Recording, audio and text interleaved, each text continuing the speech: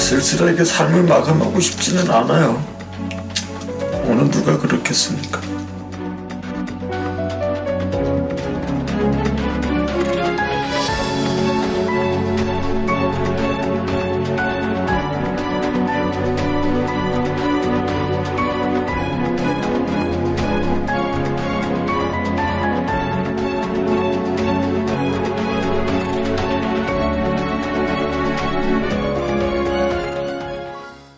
일단 좀 차이가 있고요. 두 가지를 조금 나누어서 설명을 좀 드려야 될 것 같은데 먼저 고독사를 좀 먼저 말씀을 드리면 고독사라고 하는 건 무연고사보다 더 큰 개념으로 일단 홀로 사망을 했다가 이후에 발견되는 모든 사례들을 통칭해서 우리가 고독사다 이렇게 이해하시면 될 것 같고 반면 무연고사라고 하는 것은 그 고독사 하신 분들 중에 봤더니 전혀 어떤 연고도 없어서 그 이후에 여러 가지 뭐 시신이라든지 유품이라든지 이런 것들을 함께 정리해 줄 사람이 없을 때 이런 죽음을 우리가 보통 무연고사라고 하고 이런 경우에는 사회적인 여러 서비스가 있어서 그 서비스를 통해 가지고 나머지 정리가 이렇게 되는 거거든요. 그래서 일명 우리가 알고 있는 무연고사는 지금까지 몇몇 통계들이 있습니다.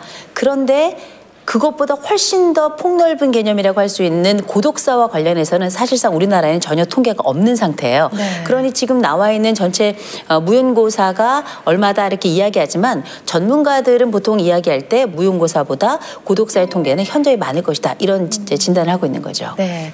고독사 하면 왠지 나랑 거리가 멀다고 생각하시는 분들 이 순간에도 많이 계실 텐데요. 범균 씨 같은 경우에는 고독사 하면 딱 어떤 느낌이 드세요? 고독사를 느낀 적은 없는데 근데 비슷한 감정을 좀 느꼈다라고 느끼는 거는 개그 콘서트 할 때는 수요일에 녹화하잖아요. 딱 녹화가 끝나고 집에 가서 혼자 앉아있으면 그렇게 뭔가 외롭고 쎄하고 가슴 한켠이 이게 내가 지금 허함이 있거든요. 이런 감정을 꽤 오래 받았죠. 그래서 개그맨들이 수요일 날은 집에 잘 안 들어와요. 꼭 뭘 먹어요. 혼자 있는 감정을 감당하기 힘들어서 그렇겠네요. 그것도 그렇고 일단 술들을 많이 먹어요. 노동자들처럼 많이 피곤했어가지고. 네. 근데 그런 것도 한켠으로 본인들도 우리도 지금 모르고 있었을 텐데 고독사를 보니까 저 감정을 우리가 받고 싶지 않아서 이랬을 수도 있겠다라는 생각을 하더라고요. 네, 그런데 그런 감정이 수년간 지속되고 그죠? 또 그러한 상태로 건강이 악화돼서 죽음을 준비해야 한다면 정말 두려움을 느끼실 만하다라는 생각이 듭니다. 유민상 씨가 개콘 진짜 오래 했거든요. 네. 건강도 그렇고 걱정이 많이 되네요, 갑자기. 전화 한 통 넣어요. 전화번호를 몰라요. 콩고 상황은 어떤지 궁금해지네요. 고독사라는 단어, 뭐 이런 유사한 단어라도 혹시 있을까요? 콩고 그런 말 없는데요. 왜냐하면 우리가 커뮤니티라는 거 너무 중요하다고 생각합니다. 네. 그 사람이 혼자 살거나 뭔가 혼자 있거나 그거는 좀 이상하다고 생각합니다. 그래서 나이 들면 자녀랑 살다가 아니면 부모님이 나이 들면 죽을 때까지 내가 잘 챙겨야 돼요. 혹시 뭐 어떠한 이유로 자녀가 없는 경우엔 친척들이 좀 대신 돌봐주나요? 네네네네. 그러게요. 네. 보면 정서가 우리의 예전 가족 문화랑 비슷한 것 같아요. 그런데 한국은 이제 사회가 발전하고 이제 경제 상황이 달라지다 보니까 1인 가구가 많이 생겼거든요. 네네. 혹시 프랭크가 이제 냉정하게 한국의 다른 문화들을 많이 봤을 거 아니에요. 네네. 냉정하게 생각했을 때 한국의 고독사 왜 늘어나는 걸까요? 일단 한국 생활 하다가 보니 사람들이 너무 바쁘게 살아요.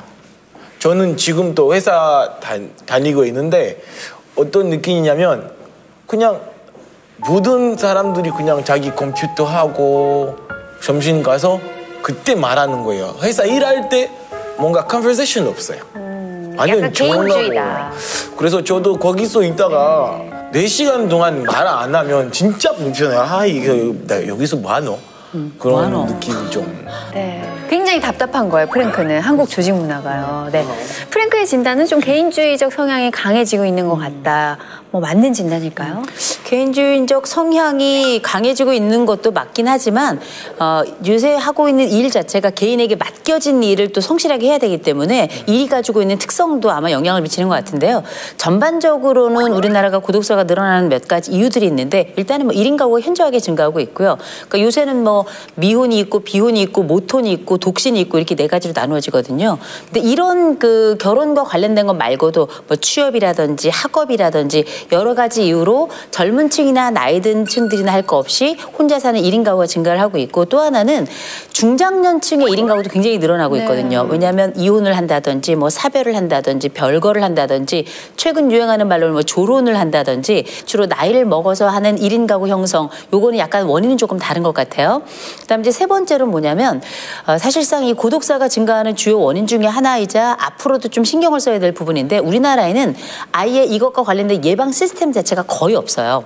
있긴 있지만 노년들을 위한 몇몇 가지 시스템 말고는 아예 뭐 젊은 층이나 중년층들을 위한 시스템 같은 건 전무한 상태거든요.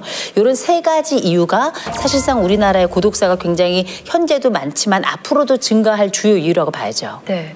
그러니까 1인 가구의 증가를 막을 수는 없을 테고 시스템이 계속 나오지 않는 한 누가 어디에서 정말 갑작스럽게 죽음을 맞이해도 아무도 알 수 없는 상황인 거네요. 그렇죠. 일단은 뭐 고독사 예방하기 위해서 사용되는 시스템들은 이미 나와 있는 것들은 꽤 있어요. 이를테면 뭐 지금 현재 보건복지부에서 어르신들을 대상으로 하고 있는 것 중에는 이 센서가 있어가지고요. 어르신이 이렇게 왔다 갔다 하시면 이 센서에 감지가 되잖아요. 근데 일정 기간 동안에 감지가 안 된다. 그러면은 이분에게 문제가 생긴 거 아니에요. 이렇게 해가지고 과학적인 방법을 쓰거나 아니면은 방문 서비스가 있죠. 주기적으로 뭐 도시락 배달을 한다든지 아니면은 이제 방문을 해서 말벗 서비스를 한다든지 해서 이분의 안부를 묻는 방법, 아니면 야쿠르트나 이렇게 배달을 하시는 분들이나 우체부들 계시잖아요. 이분들을 통해 가지고 안전을 확인하는 방법 뭐 이런 것들이 있거든요. 있기는 있는데 혜택을 받는 분들이 좀 적어요.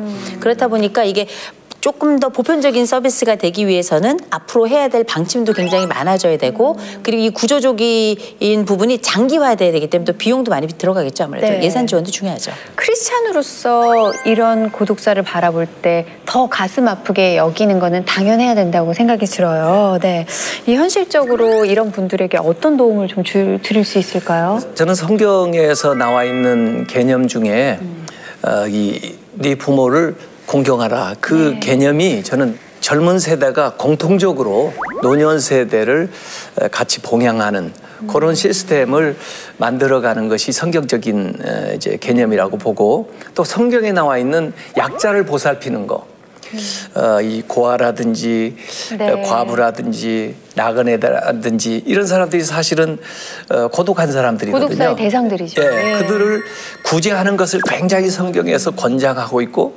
그렇게 구제한 것에 대한 하나님의 상급을 약속하고 있거든요.